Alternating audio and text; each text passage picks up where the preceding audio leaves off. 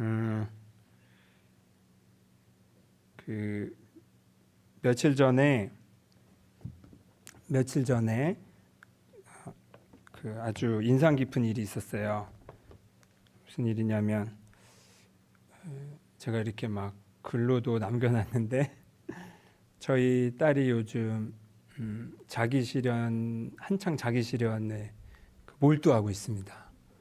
그래서 그리고 특히 뷰티 계열로 열심히 하고 있어요. 그래서 왜 색조 화장품 있잖아요. 그게 어느덧 엄마보다 많아졌어요. 그 야금야금 하나씩 어디서 사더니 저는 이제 화장품 이름을 모르니까 그렇게 막 열심히 하는 요즘이었어요. 그러니까 아름다움에 관심이 많은 거죠. 잘 씻지는 않지만.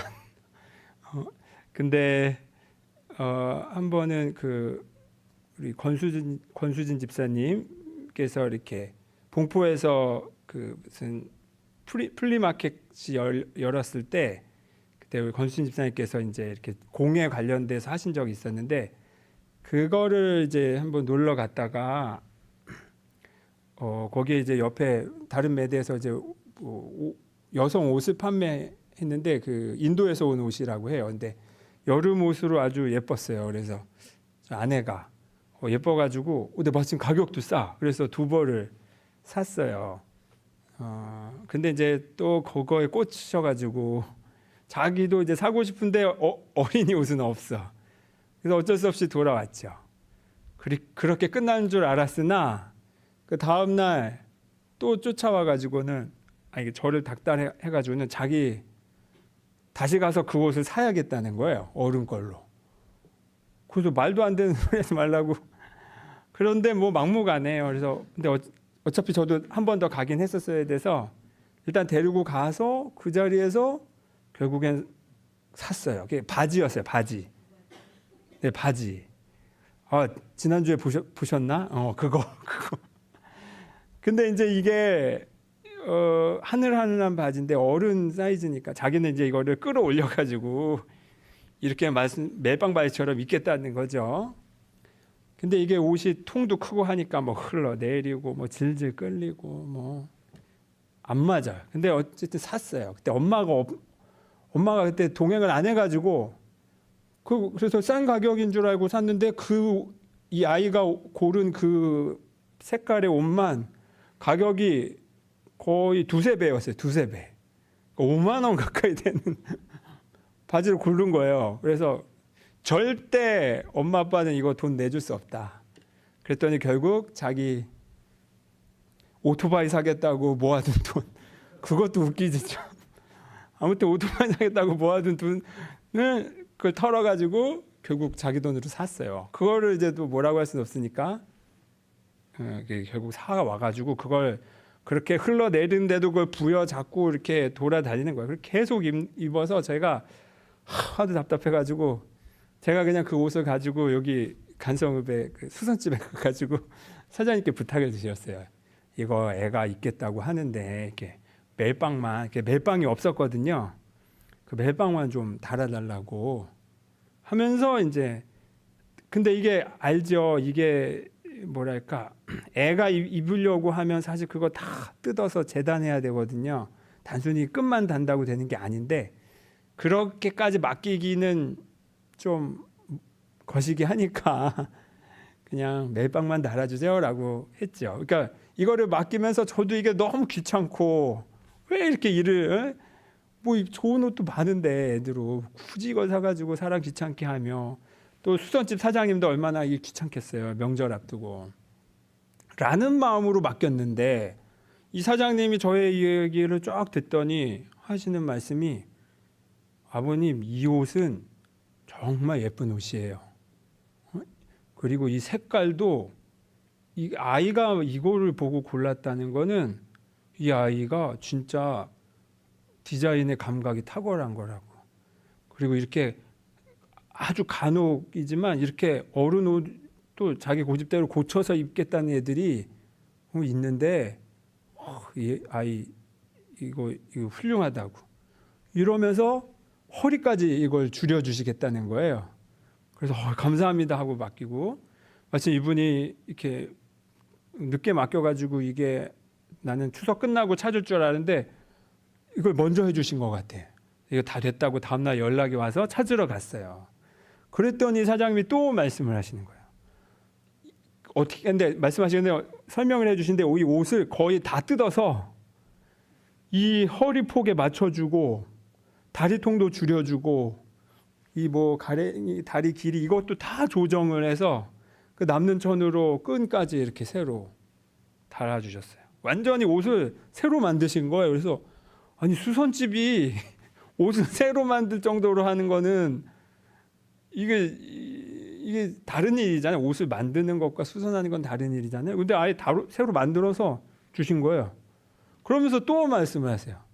이 아이의 감각은 아주 훌륭하니까 부모님이 꼭 잘 키워주세요라고 오히려 내가 부모인데 이 사장님이 저에게 당부를 하셨어요.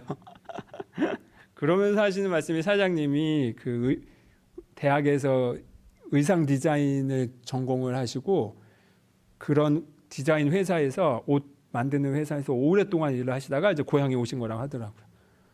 그러면서 내가 이거를 그냥 할 줄 아니까 그냥 눈에 보여서 그냥 그렇게 했다고 하면서 저는 이건 뭐 거의 옷을 만든 거니까 돈을 좀 더 몇만 원은 드려야겠다 하고 했는데 딱 10,000원만 받고 마시더라고요. 그래서 저는 뭐 그냥 머리가 바닥에 닿을 정도로 감사합니다를 대신 그 한인간을 대신해서 제가 계속 인사하고 왔죠. 그리고 그게 참 마음에 오래 남았어요. 왜냐하면 요즘 그 한인간과 저희는 전쟁 중이거든요. 와, 이게 정말 이렇게 예전에는 그냥 때를 쓰면서 안 하는 게 요즘에는 적반하장으로 나오면서 내가 왜 해야 되는데 이런 말이 뭐 그냥 수시로 나오고 막 이러고 있어요. 그리고 아이가 뭘 하면 저는 그냥 기본적으로 먼저 나오는 말이 안 돼, 잠깐 멈춰, 이런 식으로. 야 기다려, 이런 식으로. 아이는 이미 행동으로 들어가는데 저는 일단 그게 뭐든 간에 일단 막고 멈춰 놓고 말려 놓는 게 저의 이제 습관이 됐죠. 말투가. 그러니까 아이가 하는 모든 일들이 귀찮고 막 이렇게 성가시고 왜 저렇게 일을 벌리고 뒷수습은 안 하면서. 글쎄 며칠 전에 우리 애 없으니까 막 떠들어야지. 담임 선생님을 만났는데 담임 선생님 말씀이 학교에서 하도 정리를 안 하니까 야 너 이렇게 정리 좀 해라 했는데 자기는 정리를 잘한다는 거예요. 그리고 집에서는 자기가 다 치운다는 거예요. 저희가 띠용했죠. 다른 애가 학교를 다니나? 이렇게. 그럴 정도로 이렇게 제 눈에는 못하는 거, 그리고 귀찮은 거, 굳이 할 필요 없는데 일 벌리는 거, 이런 식의 것들만 잔뜩 보였어요. 어느덧. 이게 뭐 어쩔 수 없이 부모 마음인가 봐요. 그런데 사장님의 그 표현, 내가 보기엔 세상 귀찮은 일인데 아이의 이 아름다움에 대한 감각이 아주 훌륭하니까 잘 키워달라고 오히려 사장님이 저에게 당부하시는 말씀에 그제서야 제가 마음이 이렇게 리셋이 되더라고요. 그랬구나. 내가 남의 자식에 대해서는 확 격려해 주면서 내 자식에 대해서는 이렇게 내가 기준도 높이, 거의 뭐 성인 군자가 아니고서는 뭐 살아남지 못하는 기준으로 우리 애를 대하고 있고 모든 걸 다 귀찮은 일로만 내가 대했구나. 그리고 그 사장님 덕분에 제 마음을 바꿨죠. 차이가 뭘까? 그 사장님은, 저는 귀찮음을 받지만 이 사장님은 저희 딸에게서 감탄을 한 거예요. 감탄. 그러니까 같은 걸 보고도 전혀 다르게 본 거죠. 이미 제 딸은 거기 그런 모습으로 살고 있었는데 저는 그거를 맨날 보면서도 귀찮다고 평가하고 있었고, 이 사장님은 우리 애를 본 적도 없고 그냥 애가 어른 옷을 골랐다는 그 옷 하나만 보고도 이 애가 어떤 애인지 감탄을 하신 거예요. 같은 상황을 보고 전혀 다르게 본다. 우리 성경의 대표적인 예가 있죠. 제가 자주 언급했던 요한복음 9장의 그 눈먼 거지 청년. 이 나면서부터 눈먼 거지는 의뢰 제자들이 그 거지를 보고 저렇게 나면서부터 눈먼 데다 거지인 거는 저건 분명히 본인의 죄이거나 아니면 부모의 죄 때문이다. 죄 때문에 벌을 받아서 저렇게 된 걸 거다라고 아예 전제하고 바라보는데 예수님은 그 같은 눈먼 거지 청년을 보고 하시는 말씀이 뭐였나요? 하나님이 하실 일을 드러내기 위해서다. 이렇게 표현하셨어요. 전혀 180도 다른 걸 보셨잖아요. 그 덕분에 그 9장 전체가 이 한 이름도 나와 있지 않은 눈먼 거지에 대한 이야기가 이 9장 전체이고 이 9장 전체에 걸쳐서 여러 과정을 통해서 오롯이 그 한 청년이 잃었으나 잃은 줄 알았으나 실은 본래 내 거였던 참 자기, 내가 진짜 누구인지, 내가 진짜 하나님의 자녀라는 것을 오롯이 예수님 덕분에 되찾는 과정이 그 9장의 이야기예요. 오늘은 이 비슷한 주제를 염려와 감사라는 주제로 여러분께 말씀드리고 싶어요. 저는 그 유튜브에 보니까 어떤 코미디언이 자기 아들을 낳았을 때와 딸을 낳았을 때 차이를 이야기를 하더라고요. 제가 아들을 낳았을 때는 내 목숨을 지켜서 내 목숨을 걸고 이 아이를 지켜야겠다라는 생각이 들었대요. 근데 딸을 낳고는 어떤 마음이 들었냐면 누군가를 죽여서라도 이 아이를 지켜야겠다. 이렇게 마음이 한 발 더 나가다라는 거예요. 그러니까 딸이 더 이렇게 딸에 대해서 더 큰 마음이 그렇게 들더라. 이제 이런 우스갯소리를 그렇게 비유한 거죠. 자기 딸을 위해서는 총이라도 주겠다 이런 마음인 거예요. 그렇듯이 이제 저도 저희 딸을 키우면서 얘가 바른 사람이 돼야 되고 이 험한 세상에 제 몫을 하면서 살려면 인간 사람 구실하면서 살려면 자기 전에 양치도 해야 되고 그리고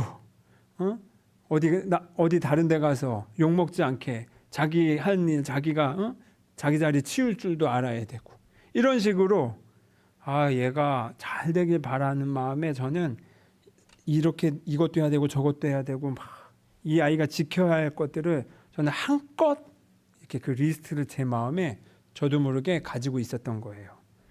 그런데 이게 자연스럽게 어떻게 됐냐면 어떤 식의 마음으로 이어졌냐 하면 염려하는 마음으로 이어졌어요. 염려하는 마음. 결국엔 내 안에 이런 거를 지켜야 사람 구실하면서 살 수 있어 라는 그 목록을 만든 그 순간부터 아이는 이것을 지키지 않는 아이가 하루아침에 돼버려요. 그리고는 내 안에서는 얘는 이것도 안 되고 저것도 안 되는 아이. 우리 아이는 원래부터 그냥 그렇게 자기 멋대로 살고 있는데 자기 생긴 대로 살고 있는데 근데 내 눈에는 갑자기 기준을 내가 딱 세운 그날부터 이 아이는 중간이 아니라 못하는 아이가 돼버린 거예요. 못하는 아이. 그러면서 온갖 걱정이 이것도 안 되고 저것도 안 되고 얘가 이거 고등학교 가서 이렇게 지금 공부를 안 하는데 고등학교 가서 이거 뭐 하겠나. 지 말로는 고려대를 가겠다는데 이게 뭐 말이나 되나. 지금 5학년이 지금 구구단을 틀리고 있는데 뭐 이런 마음이 막 온갖 염려가 스물스물 올라와요. 근데 중요한 건 내가 의식하지 못하게 이 염려가 어느덧 나와 이 일심동체가 돼 있어서 내가 이 아이에게 하는 말이 그냥 당연하다는 듯이 아무 생각 없이 하고 있는 건데 아이 입장에서 보면 그건 갑자기 나를 이런 사람이 되라 저런 사람이 되라 라고 막 폭격을 받는 거죠. 그리고 그 사장님을 만나고서야 제가 이게 한번 싹 거쳤어요. 이러다 또 뭉게뭉게 이렇게 또 안개처럼 염려가 가득 차요. 그러다 또 이렇게 이런 일 한번 생기면 이게 또 싹 거치는 거죠. 자, 제가 이게 지금 안개, 구름으로 비유를 했어요. 염려는 이 먹구름과 똑같습니다. 그래서 한낮에도 먹구름이 끼면, 특히 정란운처럼 아주 높아가지고 아주 벼락치는 그런 구름들 있잖아요. 깜깜해가지고 이런 구름들이 만약에 대낮에 있다. 그러면 그때는 진짜 무슨 밤처럼 껌껌하잖아요. 그래서 마치 지금 해가 없는 것인 줄 착각하게 만들어요. 마치 그렇듯이 염려라는 것을 계속 방치하면 이미 있는 해를 없는 것처럼 우리가 인식하게 돼요. 이게 사람의 마음의 메커니즘이에요. 염려가 또 다른 염려를 낳고 또 다른 염려를 낳아요. 계속 꼬리를 무는 거죠. 이 성경도 염려가 마음을 어둡게 한다라는 구절이 여러 군데 있어요. 누가복음 21장 34절 제가 읽어드릴게요. 너희는 스스로 조심해서 방탕과 술 취함과 세상살이의 걱정으로 너희의 마음이 짓눌리지 않게 하고, 이렇게 돼 있어요. 걱정으로, 세상살이의 걱정으로 너희의 마음이 짓눌리지 않게 해라. 또 누가복음 8장 14절 가시떨기에 떨어졌다는 것은 말씀을 들은 자이나 지내는 중 이생의 염려와 재물과 향락에 기운이 막혀 온전히 결실을 못하는 자요. 요거는 이제 씨 뿌리는 자 비유에 나오는 거예요. 씨가 뭐 돌짝밭에도 떨어지고 뭐 길가에도 떨어지고 하는데, 가시떨기 나무에 떨어진 사람은 뭐냐?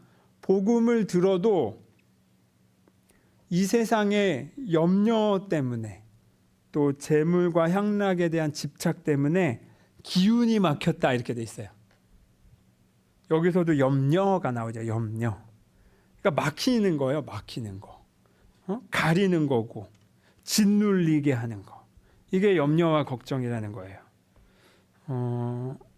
그런데 여러분, 아까 말씀드렸듯이 구름이 꼈다고 해서 해가 없습니까?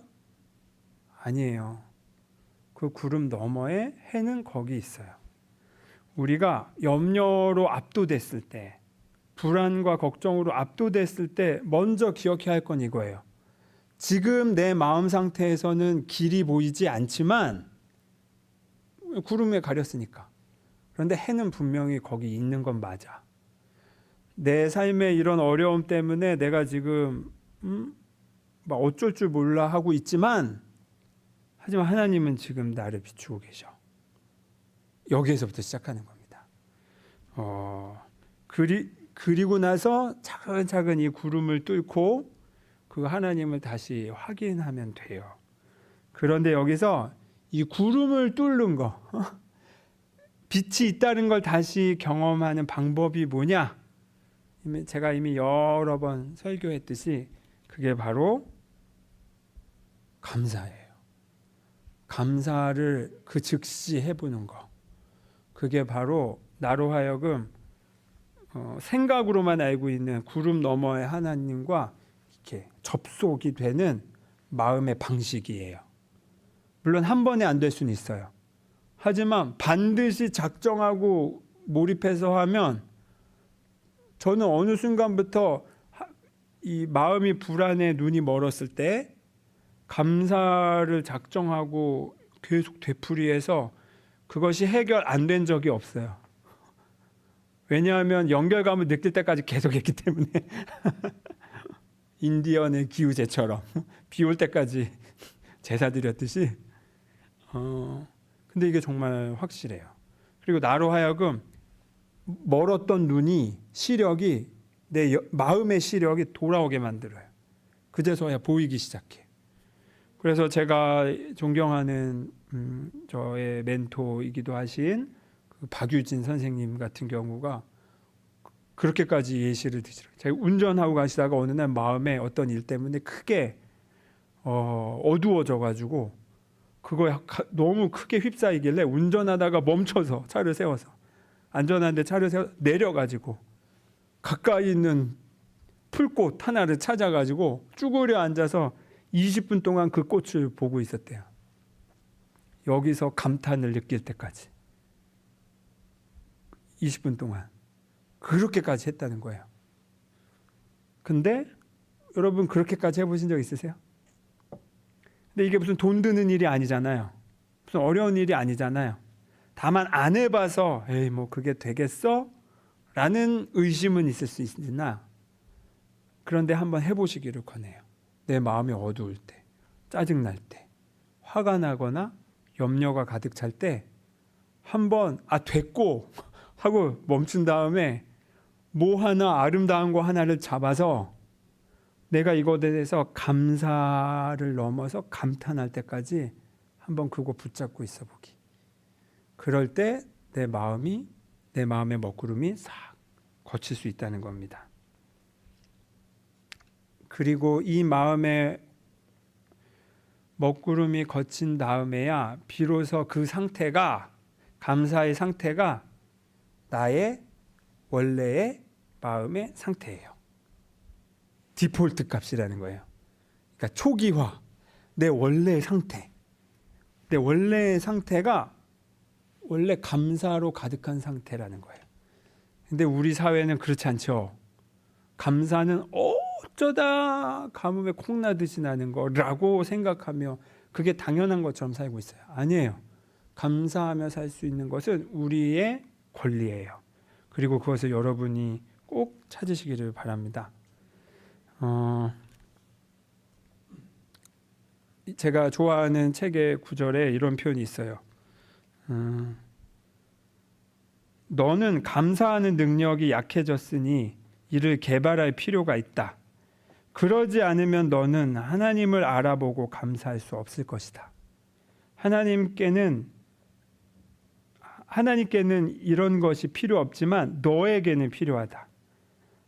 너는 감사 없이 사랑할 수 없으니 자신의 정체를 두려워할 때 너는 자신의 진가를 바르게 인식할 수 없어서 자신을 거부할 것이다.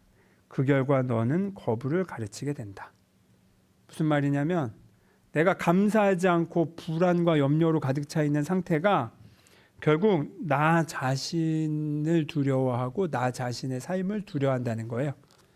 그래서 그러니까 내가 이 삶을 마주할 힘과 능력이 없다. 나는 지금 못났다라고 생각하고 나의 존재의 힘을, 나의 존재 가치를 거부해 버린다는 거예요. 그러니까 감사하지 않는 순간은 그냥 감사하지 않은 거 그냥 중간 가는 거지가 아니라 감사하지 않는 순간이 너의 자신마저 거부하는 순간이라는 겁니다. 하나님의 자녀로서 너가 누구인지를 내다 버렸다는 거예요. 그렇기 때문에 다시 감사로 돌아오는 거예요. 감사는 그래서 훈련이 필요해요. 연습이 필요해요. 몇 번을 강조해도 부족하지가 않습니다. 그리고 바로 그 감사를 할 때 내가 누구인지 그 가치도 다시 되찾게 되고 보이지 않던 하나님과도 다시 연결이 되는 거예요. 그리고 그것이 제가 제 딸에 대해서 아니 내 자식도 당신 자식도 아닌데 부모인 나보다 더 내 딸의 가치를 높게 감탄해주며 해주셨던 그 사장님처럼 그때 제 마음도 같이 확 열렸거든요. 그리고 나서 제가 다시 딸을 대할 때 귀찮은 거 자꾸 시켜가 아니라 그렇지, 얘 이 가치를 내가 알아봐 줘야지 라는 마음으로 저도 바뀌면서 제가 제 딸에 대해서 한 번 마음을 쓸 때조차도 훨씬 여유롭고 사랑으로 대하고 더 넉넉한 마음으로 대하게 되더라고요. 그게 감사라는 게 나 하나만 살리는 게 아니라 남도 살리는 역할을 한 거예요. 결국에 이 염려의 구름을 뚫고 그 염려의 구름을 걷어내는 것은 감사뿐이다. 오늘 이제 추석을 앞두고 아주 행복하고 오랜만에 반가운 느낌도 있지만 항상 가족은 양가 감정의 가장 대명사잖아요. 가장 사랑하는 존재이면서도 가장 내 속을 긁는 존재이기도 해요.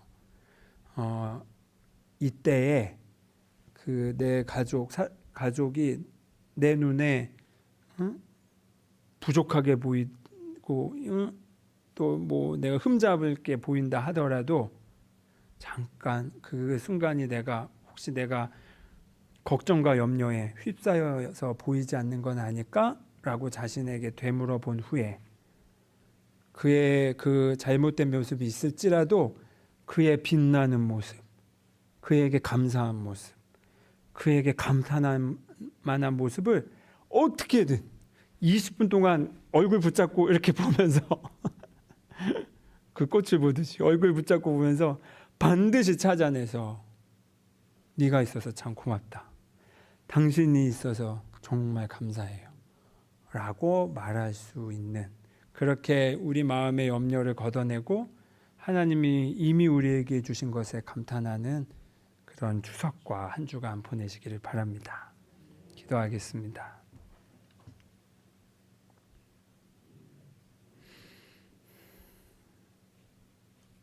주님, 안타깝게도 우리는 가만히 있으면 불평과 원망으로 그 자성에 이끌려서 누군가의 흠이 더 크게 보이고 누군가의 고칠 점만 더 많이 보이게 됩니다. 나는 옳은데 이 옳음을 누군가에게 강요할수록 내 삶은 또 서로의 관계는 더 불행해지곤 했습니다. 이 시간 주님께서 우리에게 말씀하셨듯이 우리의 염려의 구름을 걷어둡니다. 우리의 염려와 걱정이 우리를 짓누르지 않도록 이 시간 깨어 있고자 합니다. 하나님이 창조하신 바로 그 사람에게서, 그 작은 꽃 한 송이에게서 감사를 넘어 감탄할 수 있을 때에 바로 그 염려가 거침을 이 시간 기억합니다. 주님, 우리에게 감사할 수 있는 힘과 지혜와 결단을 주십시오. 그래서 주님께서 주신 것을 우리가 매 순간 감사하고 감탄하며 살아가게 하옵소서. 내가 사랑하는 나의 가족들을 진정으로 감사하며 살아갈 수 있도록 하나님 우리의 마음을 씻겨 주십시오. 예수 그리스도의 이름으로 기도드립니다. 아멘. 봉헌 찬송 드리면서 준비한 예물을 하나님께 드리겠습니다.